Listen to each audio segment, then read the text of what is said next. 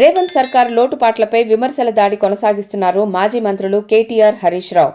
BRS కార్యకర్తలపై దాడులు చేస్తే ఊరుకునేది లేదన్నారు కేటీఆర్. కొద్ది రోజులు భరిస్తామని, తర్వాత మీరు ఇటుకలతో కొడితే మేం రాళ్లతో కొడతామని హెచ్చరించారు. పార్లమెంట్ ఎన్నికల సన్నాహక సమావేశాల్లో భాగంగా అచ్చంపేటలో నిర్వహించిన సమావేశంలో కేటీఆర్ మాట్లాడారు.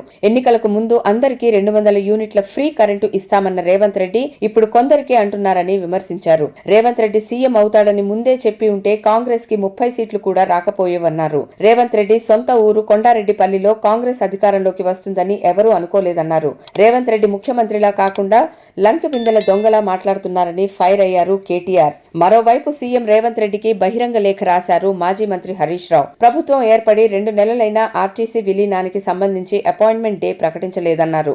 ఆర్టీసీని ప్రభుత్వంలో విలీనం చేసే అపాయింటెడ్ డే అమలు చేయాలన్నారు. ప్రభుత్వంతో విలీనం చేస్తూ తక్షణం జీవో విడుదల చేయాలని హరీష్ రావు డిమాండ్ చేశారు. ఫ్రీ బస్ సర్వీసులతో ఆర్టీసీ డ్రైవర్లు, కండక్టర్లపై భారం పడుతుందన్నారు.